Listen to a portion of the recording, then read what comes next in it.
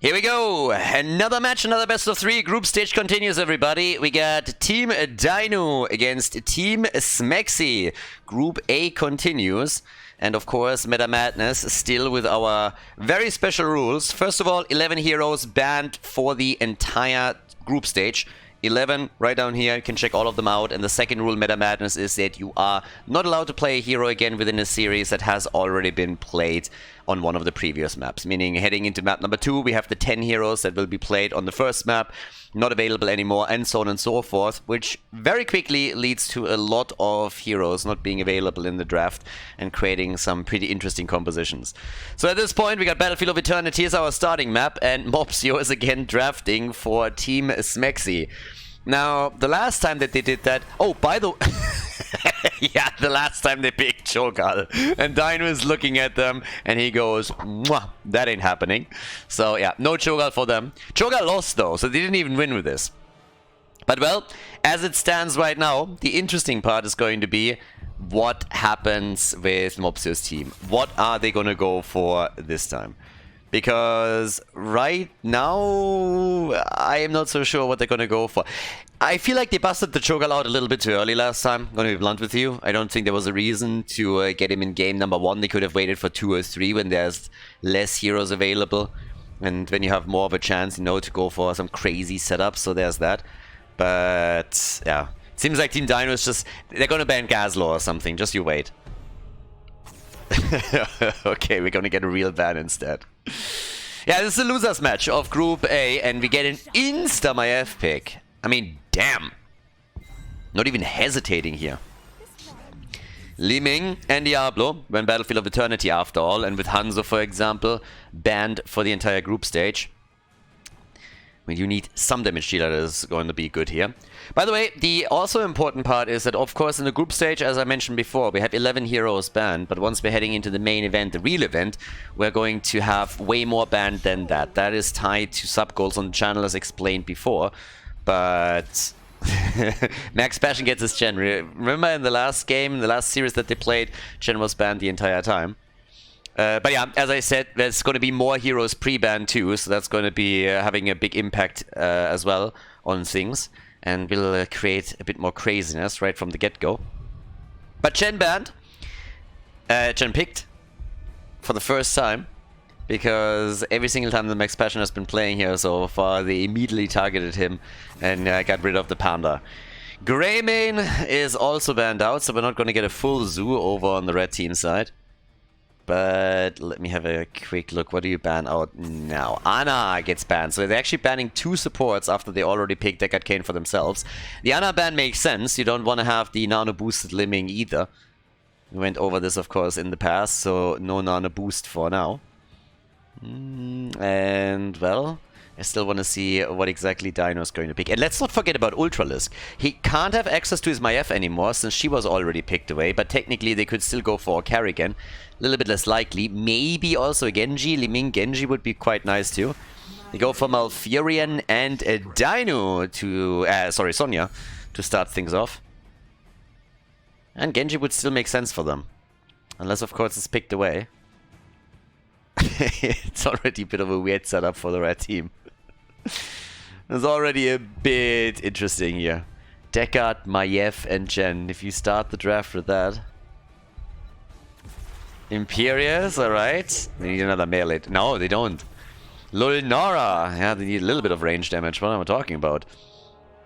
Imperius main tank. It's been a while. But apparently Mopsio wants to bring it back. It's not too bad, actually. And with that, let's go for Ultralisk. And his last pick is going to be Genji, yes or no? They could definitely aim for Lunara here. And it's Genji indeed. Alright, game number 1, Battlefield of Eternity. Let's go, everybody. Let's figure out which team takes the lead here in our first best of 3 of the day. First game in the best of 3. We got the losers match, everybody. Let's get the party going. On the left side, Team Dynouh with Dynouh himself on Malfurion, not quite what I expected here. I'm going to be honest, to see him on the support. But alright, so he's going to go full Malfurion on us in game number 1. At the same time, we have Kelvin on Limming, Honio and Sonya, Ultralisk on Genji, and Skok is playing Diablo. On the right side of the map, it seems like Max Passion is pandering to the crowd, playing Chen. We got Pepe Hands on Lunara, Smexy on Deckard Kane, Mopsio on Imperius, and Mindtalk is playing Maef. Alright, let's get this party started. Already, they're trying to trap someone in the middle of the map. Trying to be a little bit sneaky over here. We're of course going to keep our eye on the Panda now that we have him finally in one of the games. After the hero was banned out multiple times, we have an opportunity for him to get that top kick play into the game. Nice double stun, and Dynouh is dead. Mopsio though gets also eliminated, stepped in a little bit too deep, and Ultralisk, you can't give an opportunity like that. They are also trying to get a kill on Maef. Skok is low. And I was waiting to see if maybe Ultralisk has a chance to go in with another Swift Strike and deliver one more blow. But it wasn't the case. So now we have 2 kills to 1. Slight lead for Team Smexy. This time they didn't start off with a Cho'Gall pick. Now to be fair, Cho'Gall was banned, but they could have gone for something else that's a bit more on the crazy side, and they decided against it. So as it stands, we have the camp at the bot lane attacked immediately. Blue team is of course going to try and sniff it out, but they are a step too late to do anything about it. Therefore, slight advantage here, but we have the rotation towards the top, so Dynouh's team is now trying to at least take the counter camp. And there is a rotation coming, but I'm not sure if Max Passion can delay them long enough. Looking at the minimap though, it honestly feels like they will be able to contest this and steal this too. They're way too late with the wave clear. And Sonya is in real trouble right now. With Fat Illidan high on her heels, jumping in again, that's a dead Sonya. Side laner eliminated. They can take the camp. Mindtalk is pausing at this point. Yeah, I gotta say that they're probably just going to pat themselves on the shoulder a little bit, because that was a really good start into the game. 3 kills, 2-1, and then also the opportunity to take both of the camps is a pretty good lead. I mean, already they're half a level ahead, so that should really help them to establish a bit of an advantage here. And it's honestly a tricky start for Team Dynouh. Now, first they had some problems with Skok, and apparently now the Imperius player Mopsio on the red team side is out of commission, at least for a short period of time, so hopefully that's not a bigger problem. So yeah, fingers crossed that he's going to be back in a second, but so far at least the red team is doing pretty well. Mopsio is back, let's go! This, by the way, took way too long. Like, him loading back into the game, that took ages. And I gotta say, that would have not happened with a high-tech PC. With that, he would have been instantly back. So, yes, he definitely needs to invest into some new equipment. And I have just the link for you guys. Check out the video description, have a look at the link, and make sure that you go and check high-tech out if you haven't done that yet. Sponsor of the tournament here. Big shout out to them. Thanks for once again supporting Heroes of the Storm. And of course, Meta Madness and Mopsio, you in particular. Yes, you. No, that's the wrong one. There he is. Look at him. Yeah, he definitely needs to show some love, not only for the cloud, but also for high-tech, because that PC of his needs an upgrade. Definitely. Either way, for now, things are looking great for them, as already mentioned. So it's a small lead that they have, but it's definitely there. They want to get the stun, and oh, that was not the best move, but they still get the kill because Fat Illidan jumps in and takes him on. So that's Sonya dying again. That's a problem, because that means that the side lane, there's nobody to soak the experience, so things are starting to be a little bit tricky for them. And I gotta admit that this is a bit of a setback here for Team Dynouh. Now, Dynouh has been talking about how Skok apparently doesn't have a microphone right now. I don't know why that is, because, ooh, yeah, well, goodbye my F. Because honestly, even if you don't have a microphone, all you gotta do is you load up the Discord app on your phone, you connect with your phone, and then you can talk to the teammates. If as a top player you don't have the Discord app on your phone, you're doing it wrong already. And I mean, if you learned anything from Blizzard, and don't you have phones, guys? Don't you want to play Diablo Immortal eventually, at some point? Spoiler alert, I actually don't. So yeah, we got 4 kills to 3, and it seems like we're accelerating this match a little bit. The trade in structures that was about to happen has actually not happened. So far it seems that only the blue team is getting a fort, but with now Diablo dying too, both of them are still retaining the last few hit points on their structure. Li Ming is already angling for it. You can see how Kelvin is the entire time sneaking down here a bit and saying like, guys, I can kill this. I can kill this. And the rest of the team is just like, no dude, just get away. Max Passion, you get his Panda, and after he was now banned multiple times, I want to see some Panda action. He needs to really show us what he's got. There's a level 7 talent finally also for the blue team. Calamity for Li Ming, Nature's Cure, and Ultralisk is going full ninja on them. Getting a few more shurikens worked in. Alright, there's the stun and the kill. Yes, Sonya is dead again. Sonya is not having a good game, I gotta say.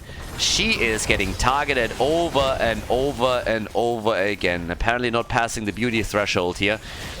By now we also have Diablo dying, so that front line is suffering. It's suffering a lot. With level 10 things can of course change, but at least for now Team Smexy is absolutely rocking this. Halftime show victory, and now they're aiming for more kills. Good follow-up from Deckard, and that's not only a dead Dynouh, that's Kelvin also in trouble, but he at least gets out. Mindtalk needs to retreat, but with 8 kills to 3, they're looking fantastic at this point. Yeah, that is... I mean, I am a little bit surprised of how well they're doing. Yeah, they're absolutely crushing here. Not too bad. Dynouh on Malfurion might not have been the best move here, I don't know. So far, it doesn't seem like he has the biggest impact. Halftime show is over, and that's a 50% shield that they have, and they get another kill! Down goes Diablo. Boys, what's going on here? What's happening? Diablo is dead for the 4th time. Sonya has died 3 times. And Dynouh twice. That is... And they have a level lead and they're going to lock in level 10 soon. If this continues, then it's going to be an absolute slaughter. They're coming in and they're starting to take them down one structure at a time. Bottom fort should fall here with only 3 defenders and nobody to really poke too hard. That's more than a bit of an issue. Level 10 is now so close that they can jump in with heroics and try and get a few more kills. There is absolutely no way they're saving this one. Even with the shield removed on the Immortal, that's gonna hurt. Yes, the top keg plays. There we go. Top keg plays for Chen. He's currently up at the top, but we will definitely see that later. Now, either way, we currently got the first fort destroyed. They're starting their rotation towards the top, and you can of course guess what's going to happen there. They're going to take down fort number 2. Easy peasy. No problems. So, can they get a kill? I don't think so. Team Dynouh is most likely going to stay back for now. There's nothing really that they can do. So they're probably going to wait this out a bit. Mopsio, on the other hand, is apparently on a mission to commit Sudoku and gets caught by Malfurion as he lays down the lawn, and they're going with 4 heroes on Mopsio, and it was a ruse all along. Mopsio, master beta that he is, was just trying to lure them into a trap, but the blue team was able to sneak back out. Now they're still waiting for the level 10 abilities, and before that happens, there's not going to be any plays that they can make here. So right now, we're gonna finally get a level 10. I mean, technically there's an option that we're gonna get a washing machine in this game. If Sonya goes for Leap and then for the Crater later, then we could see Chen try to use that, even though they're not playing on the same team. But a good old washing machine combo would actually be kinda nice. It's been ages since I've seen that. I don't even know if I've ever seen it in an actual competitive play, but it's obviously fantastic. And boys, if you don't know what the washing machine is, then you missed out. Get a friend, play Chen Sonya, you take the keg, and then you go for Leap and Crater. Yeah, Leap is already there, I like it. And then once Sonya leaps in and Crater somebody, Chen jumps in and uses the Wandering Keg and goes full washing machine on them. It's absolutely fantastic. The memes, all for the memes. 9 kills to 3, so we actually have Leap. They are going to try and get maybe Leap and Apocalypse coordinated here, so we got some blow-up potential with Li Ming and Genji aiming for the same target. Wall stun is already in. Skok gets attacked again. He's fully stacked on his souls this time, so the baseline is completed. Max Passion is in the mix, and there we go. Dynouh gets kicked away. Diablo is dead again. Genji slices, dices, but also loses nearly all of his hit points to Lunara. We have another kill incoming as Sonya dies once more and Mopsio with a stun connect. Liming is already down. 12 kills to 3. Team Dynouh is getting their asses kicked here. Damn. Bot lane Ford on the red team side has at least fallen. Didn't have a lot of hit points left anyways, but has been taken down earlier. So now we have the top side still pushing for the keep. And, well, this is another big immortal, isn't it? And a level 13 talent advantage. I don't know, it's Stomp City over here. They're going absolute banana on them. Down at the bot lane, Max Passion is still doing his thing. Let's take... I mean, we got level 13 now.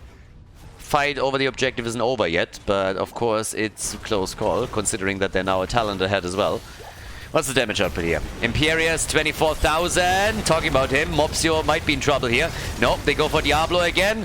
There's the washing machine, or at least the keg. And they're gonna go for the frontliners once more. Sonya, goodbye. Dynouh gets attacked by Fat Illidan. Diablo is dead already. And Max Passion is hoping for a kill that he can, in this case, not lock in. Everybody except for Genji has already died at least once. Ultralisk is sitting at the top, is like, boys, what are you doing here? What are you doing? So right now it is a play for the keep, I would assume, at the bottom of the map.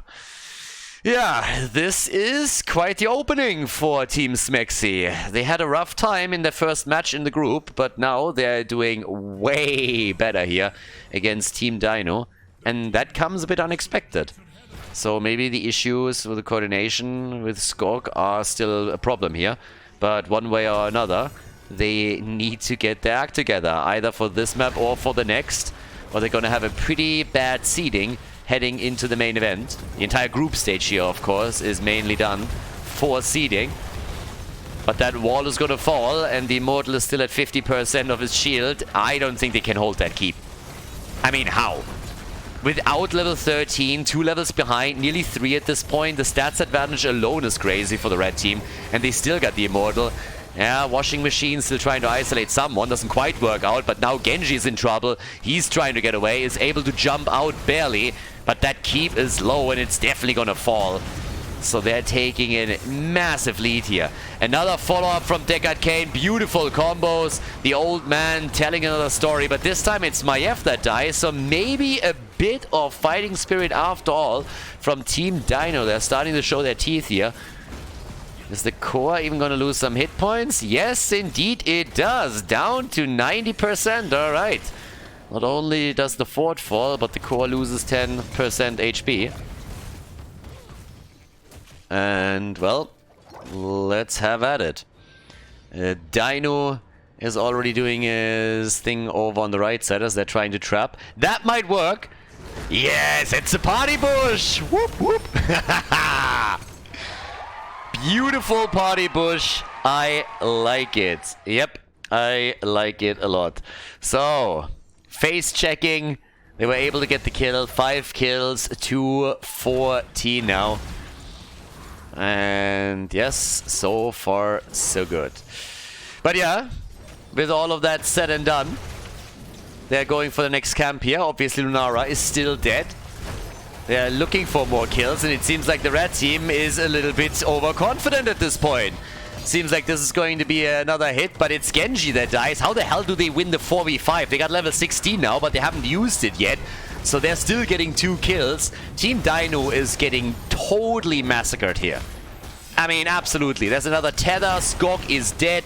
No chance for him. Dynouh was trying to help out, but now they have level 16. The next Immortal is up. At this point, it's only a matter of time. Lunara wasn't even here. Without Bambi, they were able to get the easy kills. Simple question is, are they going to go for the objective? Are they going to go straight for the core? Do they risk it? Death timers are still low. I don't assume that they're really making a move, considering that Liming is going to be back in another 2. But they steal the camp, and Skog, I mean, he's committing Honorable Subaru. He's committing Subaru once again. Sonya comes in with a leap. But there's the kill. Deckard Cain is also dead, but they still might get Ultralisk. And yeah, Ultralisk is alive, Sonya isn't. They're going for the double digits here. 8 deaths on Diablo, 6 on Sonya. It's a different battle between the two of them here. Who gets to the double digits first? So right now, we got 19 kills to 6, 25 kills at the 13-minute mark. The meme dream is alive, baby. They're not as far ahead on the objective as I thought. Yeah, with the leaping strike, Sonya Lunara repositions real quickly.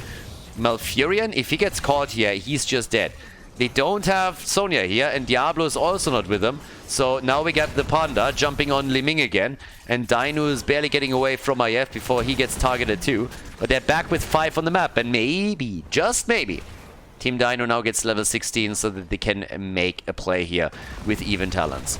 Seems like they're going to give up the halftime show so that they at least can fight with even talents, and well, that's where we're headed right now. But yeah. Max Passion is the only one that starts attacking it. Full Swift Strike. We're ready. It's time for a comeback, baby. I can feel it. It's in the air. They're gonna wait for their individual 6.5 out of 10 moment. Can they, though? It's actually a pretty defensive play. What? The Panda is down. No keck from him. I'm telling you, it's a comeback. It's a comeback. 4v5 once again. The Panda is eliminated. And now the chance to get even more kills. They go for Mopsio, the wall stand, and there it is. Imperius is dead. They baited them. They gave them the early game kills to make them too confident. And now they are taking them apart one hit at a time. Now, Mind Talk, he is escaping towards the top. This keep is in trouble. Guys, this keep is actually going to fall. They're going to lose the keep now. I don't think that Sonya can go back in time to save it. I mean, she's trying now. Maybe? Kill that catapult quickly, baby. Yeah, okay, she's saving it. She's saving the keep. But that is still a bit too low for comfort. If at any point Lunara or whoever sneaks over, they're going to grab it. So while the keep has nearly been destroyed, we now have the Immortal still taken, 8 kills to 19, still a level behind, but an opportunity, of course, to bring this back.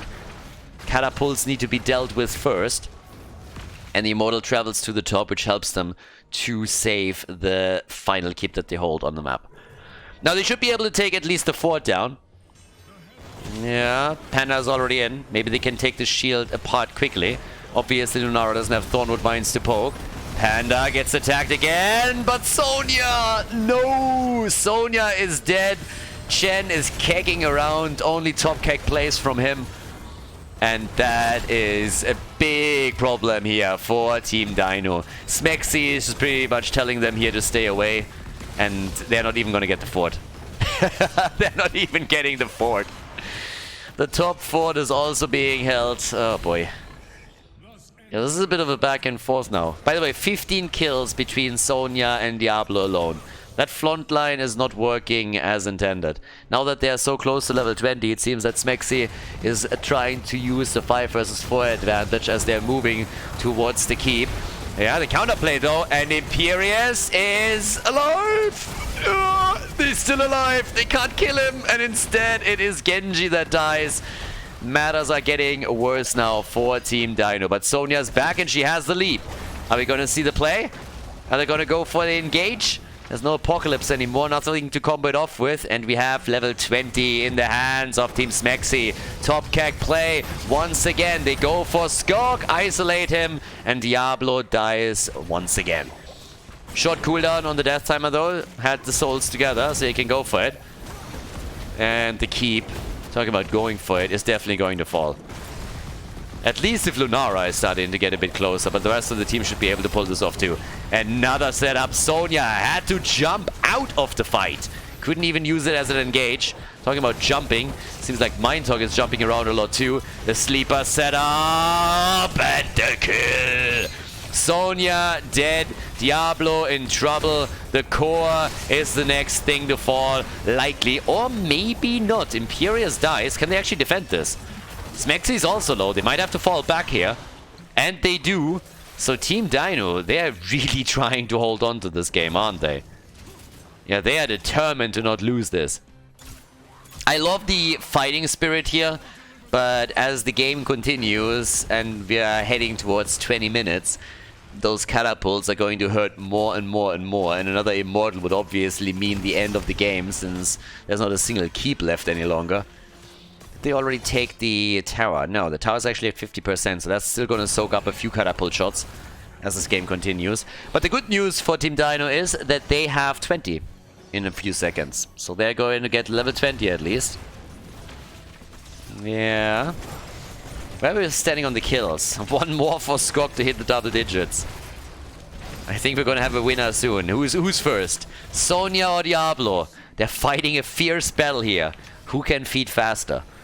And right now Diablo is winning.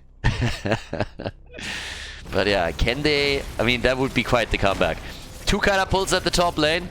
Check the minimap, boys. Oh yeah, those 2 catapults are gonna hurt. Sonya is already on her way, I think. They're gonna go for the top gag play. Score! And we got a winner. Ding, ding, ding, ding, ding, ding, ding. Double-digit death count. The shield is falling on the core, by the way, as they are making the play for the immortal and catapults. Are we gonna go full Winion territory on this game? Li Ming is in trouble too. Here comes Sonya. The immortal stun! And Deckard is dead. Deckard got decked. And it seems, yeah, at least Genji is down. Lunara's a little bit low, but she's still fighting, and the top lane is still pushing towards the core. The shield is trying to recover here, but they're going for one fight after another. Hornio is also low. Sonya dies too, and Dynouh is trying to rush back to make sure that they're saving the core for now. But this is going to be... pretty moot point here, because, well, with 36 kills now on the board, we are having another immortal for the red team, and they're also going for Kelvin, so that's another kill as Li Ming falls. And this should just be game here. The shield is still low, doesn't even recover fully. They're even stealing the camp away. 76,000 damage for Imperius, who's top damage for the red team. Team Smexy is absolutely crushing now. 73,000 for Li Ming. Dibbles with the engage. YOLO, baby. Going full Leroy on us here. Stukov is going deep, and he's going down. That's another kill. We got nearly 40 kills in this game, guys. Nearly 40 kills. So, yeah, it is a wild game. Oh, boy. Yeah, we are going full Fiesta on game number 1 already. They are definitely embracing it. Welcome to the HGCF, the Heroes Global Clown Fiesta. Alright, Dynouh. They want Malfurion, and if they really want him, they're gonna get him. But apparently they're aiming for Sonya. She doesn't want the double digits, apparently. So she jumps out, and the game is over. GG! I'm hesitating with the well played, but it was definitely a wild one. Before we head into game number 2, make sure that you subscribe to the channel if you haven't done it yet, so you don't miss out on any future content here on Khaldor TV. Here we are, Brexit Holdout, everybody. Map number 2, Team Smexy against Team Dynouh. It got a little bit wild on the first map. Battlefield of Eternity was definitely interesting. I'm happy to report that we now have a working microphone for Stukov, and Dynouh promised that game number 2 is going to be better. Hashtag trust. But I don't know what he's talking about. Last map was really entertaining. Bit of a clown fiesta too, but either way. So now that we're heading into Braxis, we have first the ban on... Alright, Hammer gets banned. I mean, they got a German over on the blue team, so I can absolutely understand why you would ban the tanks. You never give the German the tanks. If we learned anything from history, then it's that. But we also have Zarya banned out, so no brutal 4-man at the bottom of the map. The 10 heroes that were played on map 1 are obviously not available anymore, right? So they can't use those any longer. And the 11 that have been banned before the tournament, which you can see right here, are also not available. Which is going to make this already pretty interesting. Now, you still have a few heroes that are pretty mobile. Inuburak, Muradin on the tank side. Normally, when you're looking at Braxis, you want to have heroes that can traverse terrain very easily, especially since you're trying to move from the bot lane to the top as quickly as possible. Medivh would fit that build too, so that's an opportunity maybe for Ultralist to shine. But yeah, let's see. Dehaka as a global, okay, so we got that.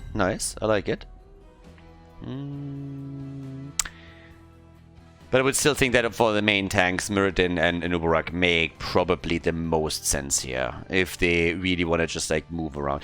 Karazim as a support obviously is also another one. So yeah, let's have a bit of a look there. Here's Karazim. Karazim gets picked and there's a Nubarak, so called it. Question is one of the teams going for Medivh? And what kind of crazy picks could we go for when we're talking about Smexy's team? Because with Mopsy on the driver's seat, you know that the craziness is going to come at some point. If that is a Gazlo on the side lane, we'll see. But yeah, either way. Arthurs! Alright! Arthurs and Anduin. Yeah, well, that's actually an interesting combo too, because technically one of the big problems for Arthurs is that he can't get out of a fight quickly, and Anduin can of course always pull him out there.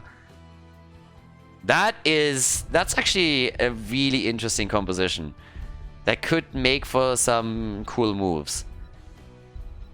I like Arthurs. Arthurs was always awesome at the beginning of Heroes of the Storm, in particular when you played him together with Kerrigan, and you both went in Venom, and then just burned targets down. It was like the OP comp back in the days.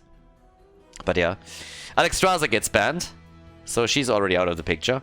Arthur's gonna have a little bit of a tricky time to traverse between the lanes. Sometimes we even see a Medivh played with Arthur's because you can portal him in and out of fights too.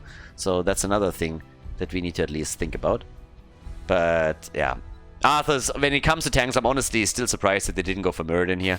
I think that was one of the obvious choices given the map. But maybe there's something that they want to combo him with. And I honestly don't know what right now. But we'll see. Phoenix, alright, and Rexa. So we got Rexa, the king of Dragonshire, also excelling on Braxis Holdout in the solo lane. Phoenix can do a lot too. And of course has the mobility that we've been talking about earlier, right? But with the final two picks, do we get some craziness here? They need range damage. I mean, they need range damage. Could also go for a third melee, I suppose. I mean, Thrall, if you want to go for it, is also up. Gul'dan and Kerrigan. Mind Talk with Kerrigan. Therefore taken away from Ultralisk 2. So Arthur's Kerrigan. Well, they don't really have the same talents anymore that they had back in the days. But yes, Arthur's and Kerrigan plus Gul'dan for the wave clear. And Deathwing on the blue team. Map number 2 in the series, everybody. Let's go. Braxis Holdout. Team Dynouh against Team Smexy. Game number 2. We got Team Dynouh against Team Smexy. And the red team has the lead as Dynouh starts on Phoenix this time. Horneo on Rexa. Kelvin on Karazim. Ultralisk on a Deathwing, and Skok on a Nubarak. On the right side of the map, the old school Arthurs and Kerrigan combo with Mindhawk and Mopsy running the two heroes. Smexy's playing Anduin for the team, and we get Max Passion on Dehaka, and Pepe Hans is playing Gul'dan in this game. Now, I gotta give a little bit of a shout out to Ultralisk because you guys can't see that during the draft, but obviously, as I'm in the lobby, he had the chicken skin, the turkey skin for this, and he changed it. And I, at this point, just have to believe that he changed it for two reasons. Either he changed it because he knows that I hate the turkey skin, or he changed it because he knew that if he picked it, I would make fun of it. So, yep, that is the two options that we have here. It seems like Mopsio is at least not dropping, but Smexy paused the game anyways, so no idea what exactly is going on, but apparently everybody is still in the game. And whatever the reason was, it's fixed. Okay. I already said earlier, we need to get Mopsio high-tech PC. You know, he wouldn't even have dropped in the first place if he had one. But even if he wants to restart real quickly, drawing one move, he can do that. Max Passion. I thought Mopsio was the master baiter of the team, but no, it seems to be Dehaka. Baited them into the Kerrigan combo. He had no right to survive there, by the way. None whatsoever. So, yeah. Ultralisk doing his thing at the bottom of the map. Looks a little bit like the oily dragon, right? Hello, Arthurs? Mopsio, what are you doing? Early Sudoku? Game has just started. Like, calm down. I thought you got all the kills and deaths out of your system in game number 1. Now we're starting with this again. So, yeah. Either way. But yeah, the dragon skin is a little bit... I mean, this one was always a bit weird to me. It's much better than turkey, don't get me wrong. We don't want to go full chicken on this one. But this one was also kind of strange. Alright. I expect wild things from this game. We don't have a crazy draft, but still. Level 1, by the way, we got Rhyme for Arthurs. Rhyme or Reason. And they're stealing camps, or at least they're trying. Seems like we're going to get a commitment here too. So far, Gul'dan, yeah, now he's starting to stack. He hasn't had a single hit before. But here we have them taking the first camp. Well, there's one at the top already, the first camp for them. The beacons are now up too. And they go for Max Passion again. They really like him. They really like the Hogger. And Max Passion is just sitting there. It's like, leave me alone. With a couple of progress points towards the first Zerg wave, we have the blue team in a tiny lead. But now Team Smexy is taking over again. Down to the bottom of the map. We got Ultralisk providing the wave clear for them. A few more hits from Pepe Hands, but of course go a long way also to complete his quest maybe a little bit quicker. But there's the kill squad. They are sneaking around once again in an attempt to kill the Haka, I suppose. There's the drag, but that's not going to do anything. Nice. Howling Blast was there. Another stun. The Haka, and he still escapes. Or maybe they save him again. They really have a hard-on for the dinosaur, don't they? Time and time again they're trying to kill him, but it just doesn't work. I don't know what he did in game number 1. Maybe he insulted Dynouh's dog or something. But they really want to take him down. 1 kill to 0 in favor of Team Dynouh. Level 4 talents are kicking in. We got the Underking at this point. Maybe even going for the Subterranean Shield on level 7. Time will tell. Arthas hasn't made a choice yet, but he could definitely hit another Howling Blast if they want to lock them down here. Mopsy and his boys are going for Misha. And Misha dies. Yeah, Ultralisk, he's joining the party, and that leaves Gul'dan alone in the bot lane, but maybe they can get a kill here. We now got the Death Lord on level 4. And down here, yes, obviously it results in, well, the beacon being taken, or that's what I thought it would result in, but nope. Skog is already there, so you only could get the halftime, and that was it. Play at the top continues.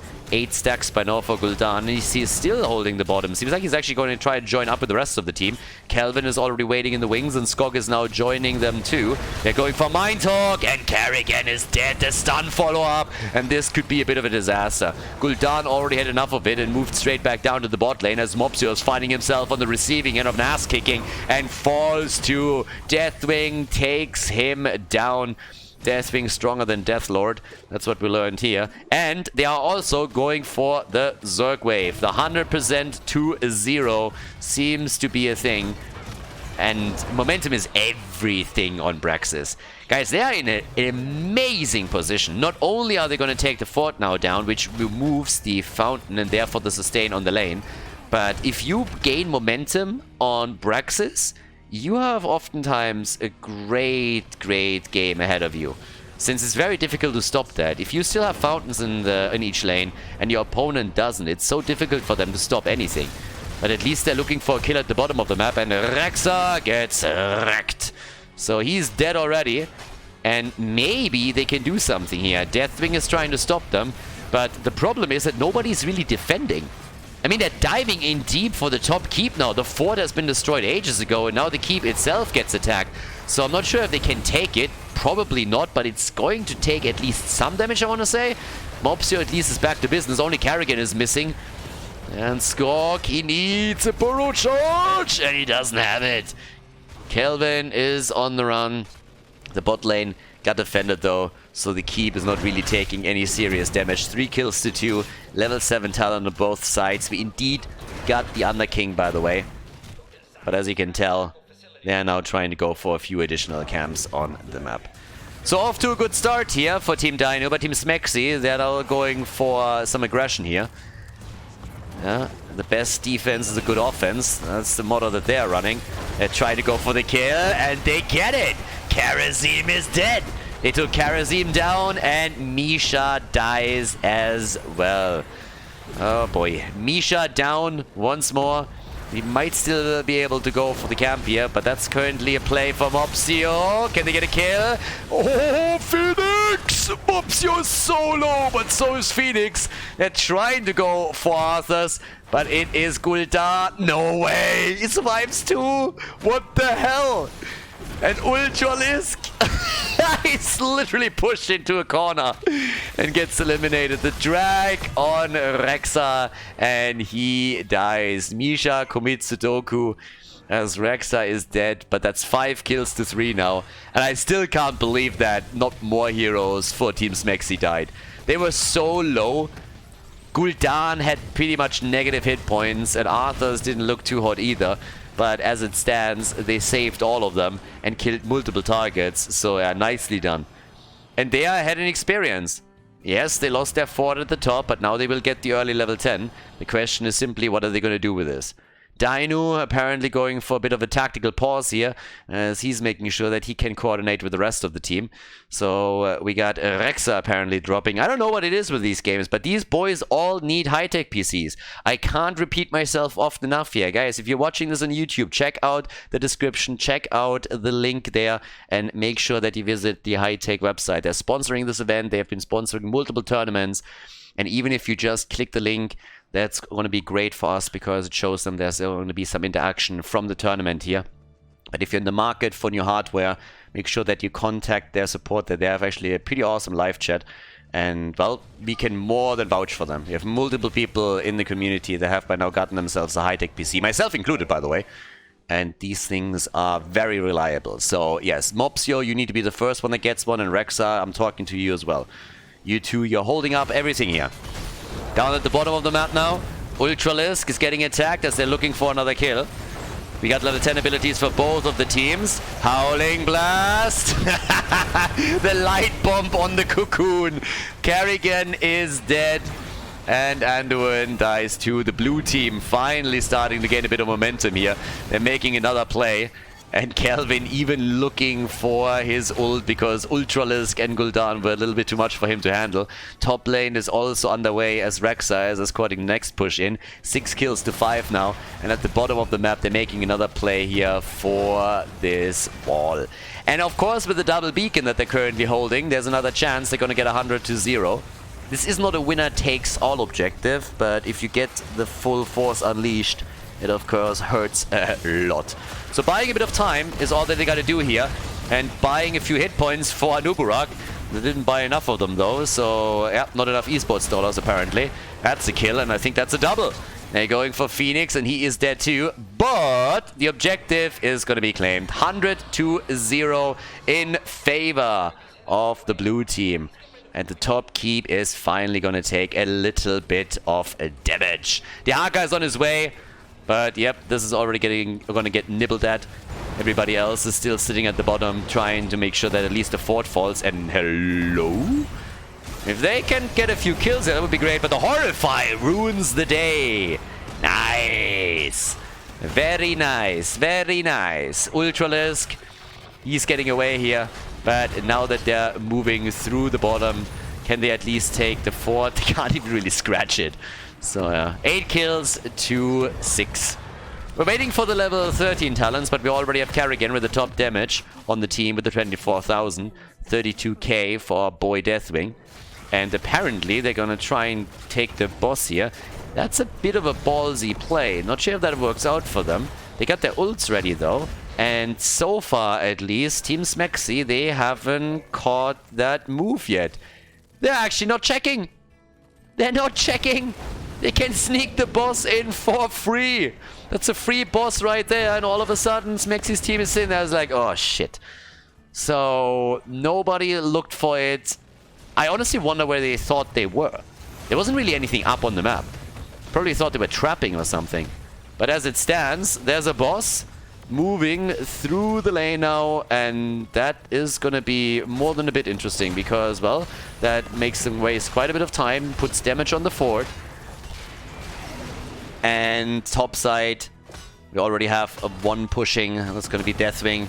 Down here, we got the Volatile Power. Okay, a little bit of an adjustment on Kerrigan as well. Things are getting a bit difficult for Team Smexy. They are still with even experience, but their structural situation worries me a little bit, especially that top lane. So yeah, that's a bit of a problem. Deathwing is already there. Yeah, the Hogger is also still defending. Objective is not going to pop up in the next few seconds, but it seems like they're looking for fights here. Arthas hasn't made a choice there. There's been a theme with Mopsio throughout the entire game, the entire series actually, even in map number 1, that he picks his talents pretty late. But now that they are wasting their time on the camp, they're going for the fort again, and this one's low. Howling Blast connects though. Stun is out. Kerrigan jumps in. Big jump. Dodges out on the stun. Nice. And even the Ultralist doesn't connect. Instead, we have the salvo from Phoenix. Misha with an attempt to stun the Hogger out, but Max Passion reacts nicely like a panther. Those are some very nice reflexes. And with that, we get now 6 kills to 9. Another quick play for the beacon, I suppose. And the blue team is on the move. They are moving backwards here. They're just trying to escape. They don't want to get caught. Of course, with all of the CC that especially Kerrigan brings, you got to be careful here. 30 stacks for Gul'dan on his level 1. Yeah, Ultralisk gonna start moving in now too at the top again. Horrify already used the combo for Nubarak, and they take him down. Nice. Yeah. Team Smexy. They are using all of the momentum they can build up here. Ultralisk gets away, but Kerrigan lands the combo on Dynouh, and that's the end of Phoenix. They can take the fort. They already destroyed Phoenix and the Nubarak, and now, of course, a chance to go for an objective as well. The top keep still going to be attacked soon again. For now, the minion wave is preventing the worst, but if they get a 100-0 objective now, they might just be able to take some more structures apart. Especially the top fort is, of course, a juicy target. They're stealing the camps away already. That's nice. And they get a slight progress, but it's not gonna be... Wait, what? How the hell did Kerosene fall? How do you catch them? Baldy, what are you doing? You need to stay away from them. That's not how you do this. Honestly, no. As long as you're only with 4 on the map, you're not engaging into these fights, especially with how many stuns and CC they're running. Not like this, Karazim.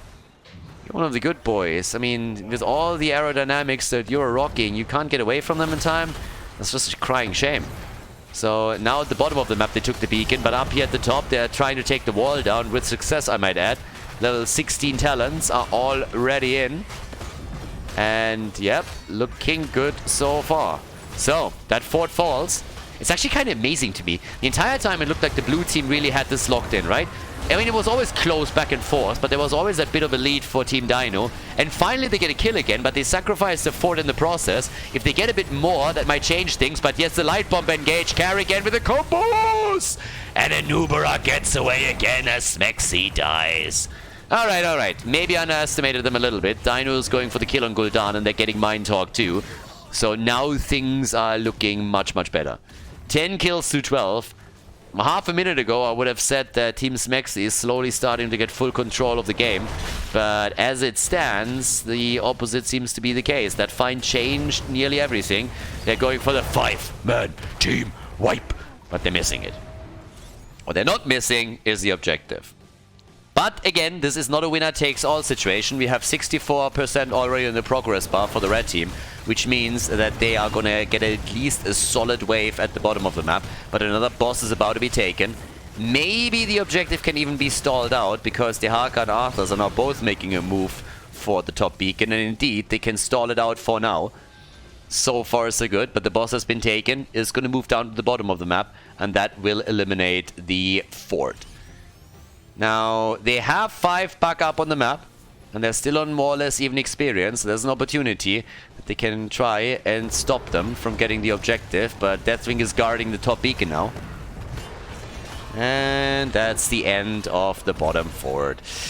And of course, 100% Zerg wave against 67, so it's not too shabby. But the top is in trouble. That's where the keep is going to get attacked. Down here, the wave is not too much of an issue, so I think they can defend this very easily.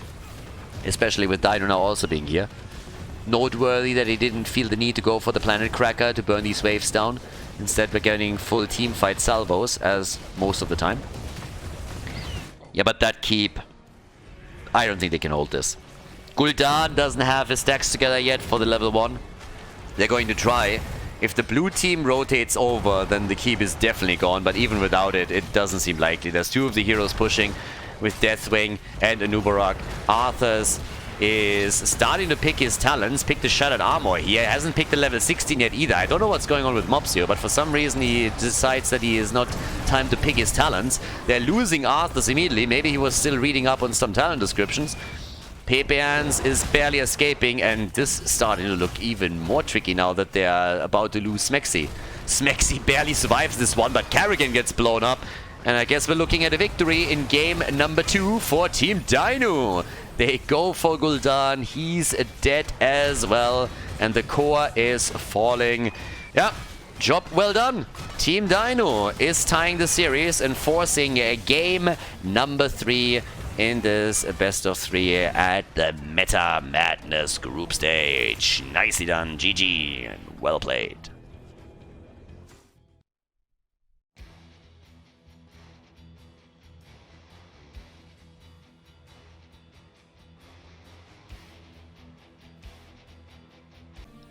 Map number 3, it's Sky Temple. Team Dynouh against Team Smexy. Yeah, let's get the show on the road and see which one of the two can land the victory here and move on to the next match, where the winner faces off against Team Nick. Zeratul gets banned. Well, by now, obviously, we got 31 heroes banned as we're coming in here. The 10 that were played on the first map and the 10 that were played on the second map are not allowed to be picked anymore. And we also have, of course, the 11 pre-banned heroes, and they are going for the Cho'Gall ban right away. And that makes a lot more sense to me. Again, I criticized Mopsio's team or Smexy's team a little bit for picking Cho'Gall on the first map, literally, but I can see it happening on the third. Then again, maybe they went for the long con here. You know, they don't have any kind of ambition to play Cho'Gall later. They only played Cho'Gall on the first map of their first series just to put it into everybody's head that they want to play Cho'Gall, and now everybody is wasting bans against them. Right, Q200 plays right there. Now, Varian is banned too, and I actually like that because we had a couple of Varian sniper compositions in Game 3 yesterday, and I really, really like that. You can do a lot of work here. If you're getting a Chromium or any kind of mage, that really destroys, especially when a lot of the normal supports that can help you here are gone. Mopsio with the early ETC could still use that as a side laner, of course, so don't get necessarily fooled. I suppose that we're going to get it as a main tank, but there's always a chance that he will go stage dive and then side lane a little bit. Try to use a bit of a Suru global here, especially, of course, with the Haka already taken. So right now, Sylvanas and for... Oh boy, that is a great start into any draft, but especially in Meta Madness for map 3. Sylvanas for Dynouh and then a Falstad for the global. Oh boy, that is already... They are off the charts here. That's great in terms of picks that they could go for. Okay, how is the red team reacting to it? With Uther, we're gonna end with Urel. Alright, so we could technically see the Divine Cow, the Holy Cow. Moo! Uther Divine Shield and ETC Mosh Pit. Got the uninterruptible party. And it could also have a big impact on the way that they're playing out any boss battle, because we're going to get a few of those. But yeah, Uther can of course now technically also be played in the main tank position. Technically, they would need a second support then. But they're banning Thrall first. Don't really think that's going to happen. If they go for a second support and then they're playing ETC and Urel, that would mean they have a single hard carry, and I don't think there's a single hero on the board anymore that could fill that role with enough damage. Maybe a late game Suljin, we already saw one, but I doubt it heavily. Tyrael gets banned as well, I like that. That's another hero that is fantastic also on boss battles. And normally on Sky Temple you are eventually going to end up with one way or another. But, well, what's the double pick now? Are we getting maybe a Medivh today? Ana and Leo. That answers the question. No Medivh. I shall suffer. So we got Ultralisk. Maybe even playing Ana here. And that means we're missing the main tank. Yeah, moment of truth. Last two picks. Last map. Max Passion and Paper Hands. They can always switch some of the heroes around, of course, but we still need damage. We don't have any damage for them right now. A little bit of stun and CC and control in the fights, but nothing that can really pack a punch. And there's the Witch Doctor. Nazebo, baby! And Greymane. Alright. Greymane is going for the burden for Sylvanas, and we get Nazebo. Great if you're taking down structures.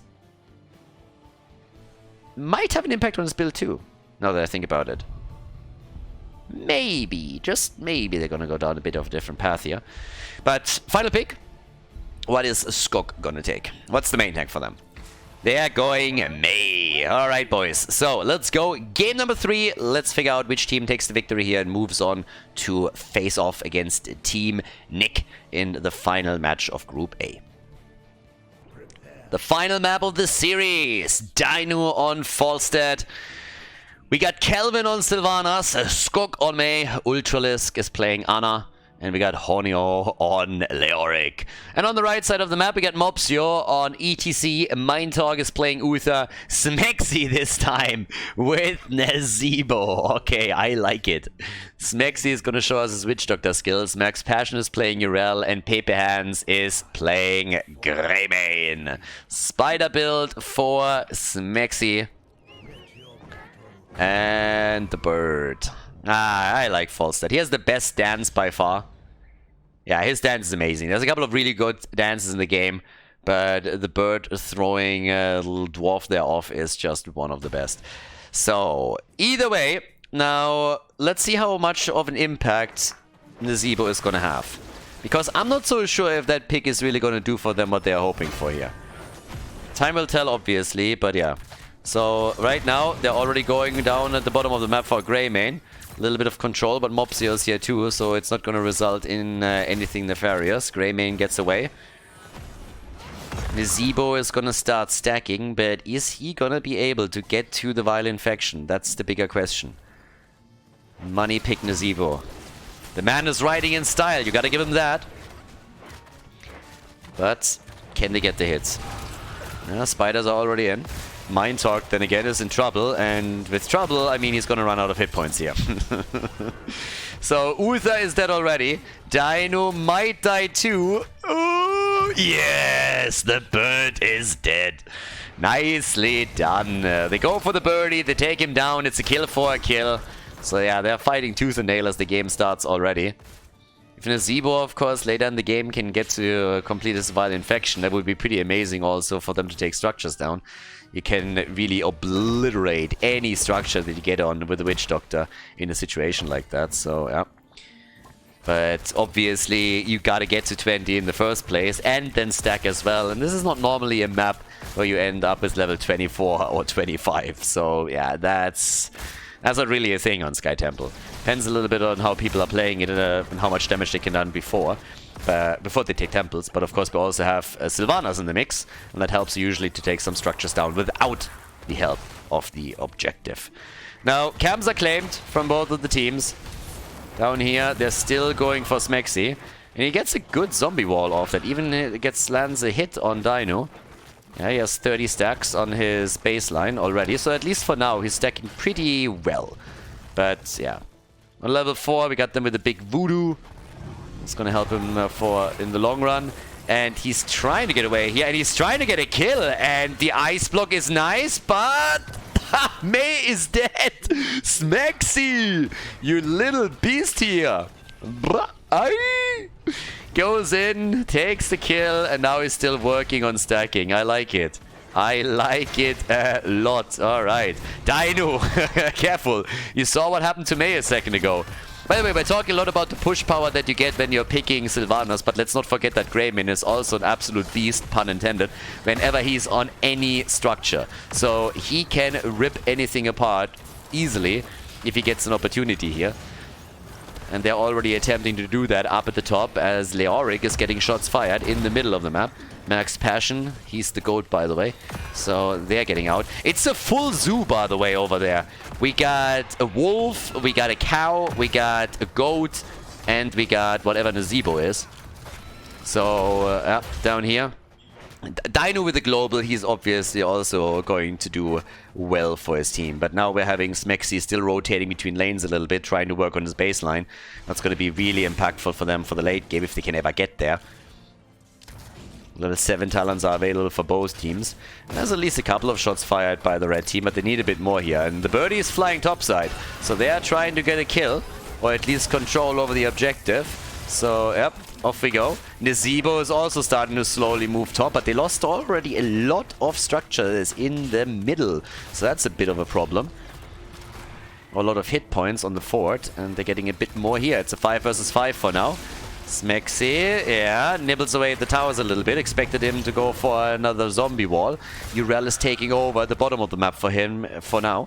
And he's at 50 stacks. That's not too bad. 4 minutes in, 50 stacks. That's solid. I'm not sure if he can keep the pace up throughout the game, but that's definitely him being off to a good start.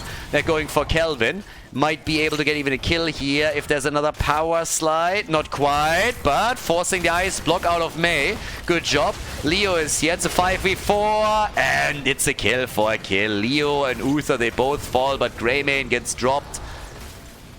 And they're looking for another one. Urel is using the situation to rotate between the lanes and pushing them out. So at least they're keeping up an experience. That's the silver lining, I suppose. Yeah, more spiders on Anna. And Ultralis doesn't like that even a little bit. He's like, get away from me! Okay, they take a few more shots up at the top. 3 kills to 3 now in total. And Smexy is nearly done with his level 1 talent. And he is still doing decent work with his baseline. So yeah, I like it. He's actually pretty diligent about making sure that he's getting those minion waves destroyed, so good for him. Level 10s are going to be interesting. But that's a nice start into the game. I like this. As a third map, I gotta admit that this is going pretty well. So a lot of back and forth, late game potential, particularly for Team Smexy.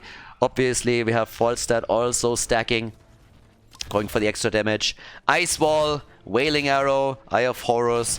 No real surprises here when it comes to talents. I guess the one that is maybe... Ah, well, and here's the stage dive. Mopsio might have to use it now. And, well, gets the heal. A lot of trust here. Lot of trust. Oh, boy. I really expected him to drop that. But he decided against it. So, yeah, he has the global. That means they can also mirror the movements of Falstad a bit better. And Smexy, he's still doing work. 75 stacks, another 100, and he is Gucci for his 20, and we're only at level 10. 6 minutes in, so good for them. Forest already getting used here. They need to deal with the Siege Giants. Okay. And a few more moves against Leoric. But the boss fights, they are going to come 100%. Anna is dead. Nice. Smexy with his ult, but the birdie came in from an angle, and Smexy had to cancel it. They still got the kill on Anna and Leoric, so good for them. And that's a nice double kill that gets them even more ahead in experience, and the objective is up in 20 seconds.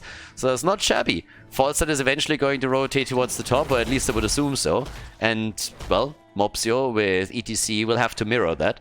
Went on level 7 into the pinball wizard, by the way. But now you want to get some shots. You can't afford to lose too many structures to the opponent dominating the objective, or you're going to be in trouble in the long run. ETC is not topside, so Falstad is very much alone there. ETC is still in the middle. Might jump into the battle instead. Uther is in trouble. Needs the Divine Shield himself, or he's dead. Alright, him dying pretty much says he didn't want to use the cooldown there.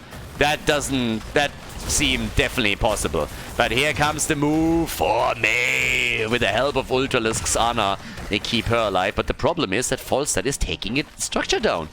Like, it's a bit of a weird play that they're executing here. They're losing the bottom of the map where they had a 5 versus 4. Now they're jumping back in, trying to at least take Granny apart, and I assume that's gonna be a kill. Greymane is going deep for her.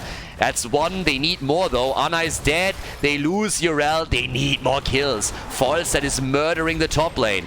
He's absolutely taking that apart. They're going for May again. Mopsio in tower range. He gets dropped, and boy, they are losing this. That's... well, that's Smexy and Greymane getting another 2 kills. So maybe, just maybe, they're gonna look a bit better here than expected. Uther is channeling all his wave clear. And is trying to deal with the top. Good luck with that. But structure after structure gets now taken apart by Team Dynouh. So they're definitely taking a massive dump on Team Smexy when it comes to structure destruction. Now we got the ice block at level 13. They go for the Witch Doctor, and that's a kill. Yeah, well done. Really nice Entomb. And they are still playing the map, and they're playing it simply better. They're taking more structures down, they're getting farther and farther ahead. Now they have even a lead in experience. Of course, the late game, around 20, is potentially a big win for Smexy and his boys, but right now, they're struggling. And I am not sure if they can recover from here, because at the end of the day, what matters in Sky Temple the most is how many structures you take apart, with or without the objective. And eventually those temples will attack the core directly, and they're now about to lose another fort here in the middle. And that's a problem. ETC dives in again. Maybe they can go for a kill, but he got hit by the sleep dart. But there's the slide, and they still can't get Kelvin. The stun from Uther is putting... oh boy, they're gonna get also May, aren't they? The spider's still on the run. And they're going for boss. They're going for boss. And I think they should be able to get it. Sylvanas is dead for another 20. They got the damage, and there's no gust available, so kudos.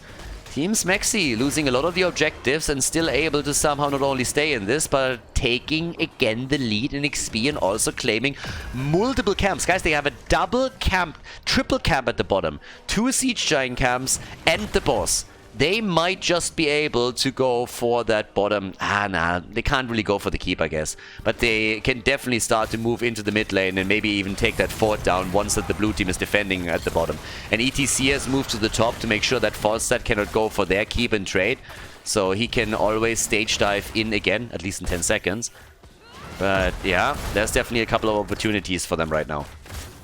Bottom of the map. Nice job by Leo, making sure that those siege giants never even arrive over here. But still, some damage at least done. As far as boss defense go, that was good. That was actually really, really good. So Dynouh's team did a great job there. Made it a bit easier by the red team not really committing to it. They're still trying to push this towards the late game. Benediction is, of course, big now. They also got the spider colony, which is also huge. And we got the executioner. And we are on level 16. Now, SMX is again working on the stacks. He's at 112 now. He's closing in on it. But that was... I mean, where's the damage actually at? What does Zebo have right now? He's at 26,000. Greyman is a bit ahead of him. They're taking the shots in the middle, but they want to go for the birdie, I assume. And yeah, Dynouh has no chance here. He can buy himself some time, but eventually he's going to fall. So yeah, there's Uther with a stun. The bird is down, but this is still a problem. They can't just give up the temples every single time like this. So, one temple at the bot lane is being taken now, at least. So they're getting the shots there and going for an even trade, but they can start to nibble in the middle at least a bit and get some shots. Because they lost every single fort now. The shots are going straight for key balls. And eventually that means they're going to run out of structures and your core is going to get attacked. But, well, down here, Zebo's doing his thing. Fort in the middle got destroyed, and if he maintains this, then the fort at the top is likely going to fall too. So, they're actually catching up in this. It's a really close game. It's pretty close. And it will be, I mean, again, the late game is everything for Team SMX. If they can do well here, then it's great, but the late game is going to be even more important. Sleep Dart misses this time. Mopsio zones out Anna. Leo is dead again, activating his trade. Divine Shield on Greymane, trying to go in, trying to save himself. Anna with a pew pew pew, and Anna snipes Greymane. Uther died too. SMX is here. He can deliver a bit of damage. Dynouh is looking for a gust opportunity. Max Passion is already gone. And SMX ice blocks. And he's going to fall. He's going to fall. He's trying to get a kill. And he can't quite get it. Because Ultralisk is saving Kelvin from the spiders. So they're going for ETC now. And that's the momentum that Team Dynouh needed. 4 heroes down. They go for the team wipe. Mopsio falls, 55 stacks now for Falstad on the level 1, and it's time to take the first keep of the game down. And there's nobody that can stop this. With Sylvanas moving in, there's just no dealing with this anymore. And that is really making it a big problem for the red team, because they're running out of time. They're heavily running out of time here. They wanted to get Nazebo into the late game, and I don't really think they can. Even if the second keep in the mid lane doesn't get destroyed, it being dropped down to 50% or more is already a huge problem. And if they can take the entire thing down, then of course the next few temples that are spawning could even decide the game. What a fantastic move from the blue team. They capitalized fully on that team fight. Way too many kills in that last battle. And now a mad advantage for Team Dynouh. Yeah, they did well. They did really, really well here. So, temples activating at the top. 1. But I guess you can make a play for the boss and YOLO it out there. The problem is with Smexy dying a couple of times, he also was slowed down in his stacking. So even if they hit level 20 in a few minutes, he's not going to have his stacks together. He might not even go for the Valla Infection. If they feel they need the upgrade for his level 10 first, then that's that. So they really need to give him another 45 stacks and hope for level 20. I guess that's the only way that they can potentially win this game. They're going down at the bottom of the map, trying to hit Dynouh. Oh, and he got out. He went into the epic mount on 20 and got away. Oh boy, that could have been a big problem. Now that means no wind tunnel, but he has the epic mount now. Top side, they're going for Mopsio.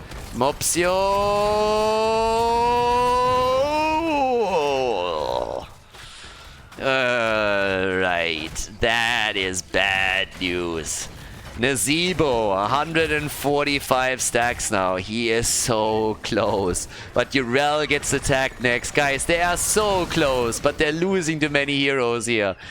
And there's another move and a gas. That is likely the end of it. That's likely game.